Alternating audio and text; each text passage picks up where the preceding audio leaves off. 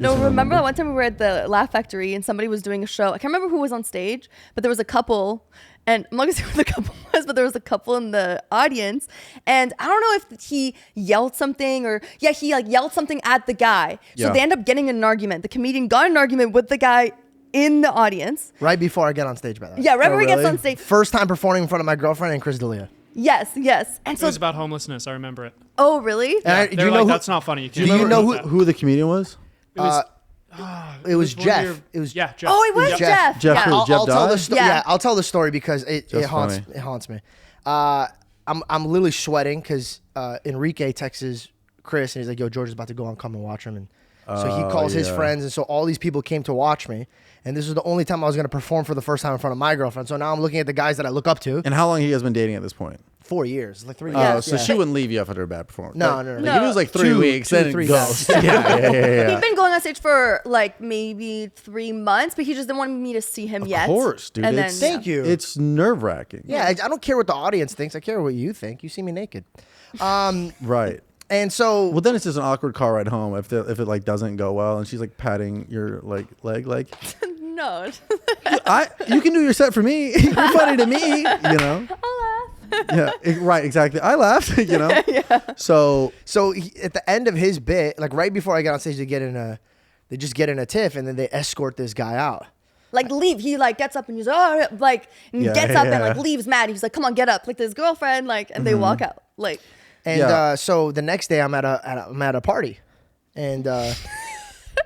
So I see this guy and I'm like, yeah, I know that guy. And the girl next to me is like, yeah, that's the guy who sings, "I'm so tired of love, so tired of love." What's his name? You're gonna say who it is? Love. Love. You're gonna say who it is. I wasn't gonna say who it is. Anyway, so I go up. You just ruined it. You got right to the bit. He's the guy that got kicked out. He was homeless. Who's the guy? What's happening? She keep spoiled telling it. Her and Jessica's been doing this thing where I'm setting something up and they're like, yeah, it's the guy from the song. I was like, dude, just. Look at your mom. Your mom in the background, she's like, what? Let her do that. It's fine. It's totally fine. Yeah, it was him. So I walked up to him and I told him that I'm a stand-up. And he's like, oh, actually, I just went to a stand-up show yesterday. And I was like, oh, cool. Where'd you go? And he's like, the Laugh Factory. I got kicked out. And I was like, wait a second. I go, dude, were you hackling Jeff? And he goes, yeah. He was like talking about homeless. I'm like, bro, motherfucker, you did that right before I went on stage for the first time. And so the first time we met, see how much cooler that story would have been if you fucking didn't. No, I liked it. It was like an M. Night Shyamalan thing. Like you get the end and then come back around, you know? I'm just shocked that you're like saying who it was. What's a funny story? I'm not gonna get mad. It's not like anybody's gonna go DM him and be like, you ruined Jeff. You ruined Jeff's set.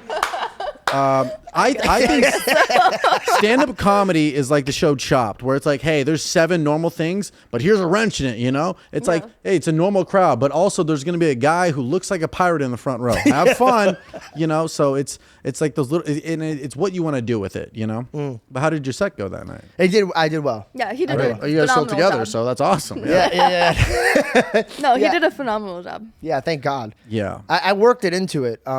So I started out by joking about that. So it actually helped me. Of course. Well, you're smart. Yeah. You address it, right? Because that's something, that's, nothing makes you want to like work harder and be funnier than when the guy ahead of you is like crushing.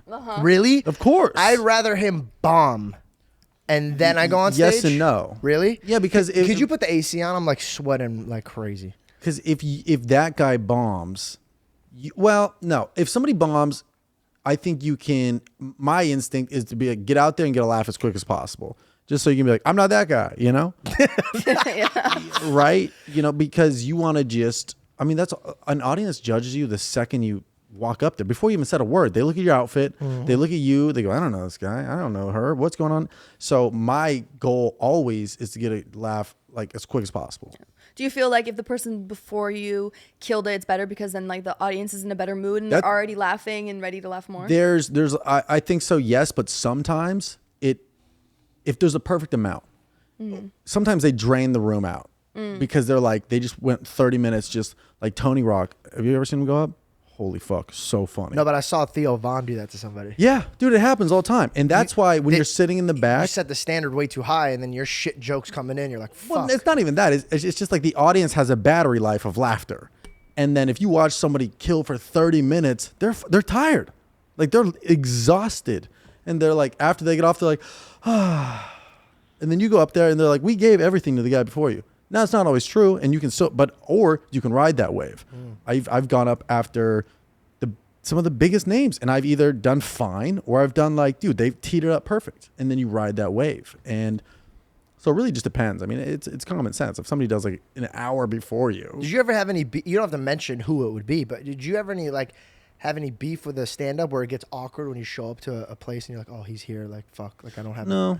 Really? I don't think so. Because I always thought about that. Like, the workplace is so uncomfortable when you, like, don't like the person. Comedy's too in their head. I think people are more so jealous than they are. No, that's what I'm thinking about, though. It's more so jealous than it is beef. Like, but you wouldn't. Jealousy starts off beef, because then they start gossiping and talking shit, and then you know about it. Yes and no. It's a lot of, like, salty people. Like, you'll just, like, kind of talk, like, why did she get that? Why did he get that? Why didn't I get that? You know, a lot of that. But, like, once your head's thinking like that, it's not a great place to be in. Yeah. Yeah, I don't know. It's a good mindset that you have. No, I still get jealous. Are you kidding me? Like, it's inevitable. Like, you'll tell yourself, you're like, dude, I'm not a jealous guy. And then you're looking up another comedian's ticket sales. Like, what the fuck am I doing? Really? Like, of course, dude. Everybody does that. No, I truly don't. I've Really? always been in my lane, bro. It's as cheesy as it sounds, bro. It's like whatever I got is me and God. We have this like path, and whatever is my time, and I celebrate everybody else's wins. Have you always been this way, or did it work? Since I was a kid. Really? Since I was a kid. But also, I was heavily bullied, bro. Like, heavily bullied. Yeah. So I understood people's point of views a little bit because I went through a lot more than somebody that didn't get bullied or didn't see other people's point of views. So I was really good at seeing, like, so if it's, for example, we'll do the ticket sales. If somebody like Chris D'Elia, right? Me and him or if I was at his level and me and him were doing ticket sales and he's doing more, in my mind, my first thought is maybe God wants to bless him more financially because he has to deal with something that he needs for financials. Oh, first. interesting. So I don't ever look at it in a way as like, why not me? I think of it as like, I already have what I need. And if I need more, then God will provide that. Oh, wow. That's a great insight. Yeah. Yeah, I mean, So stop being jealous, you fuck. I was kidding. I'm trying, dude. It's so funny that you give this beautiful analogy of like my time and then God. Then you're like, fucking idiot. I'm like, can I even cuss on this podcast?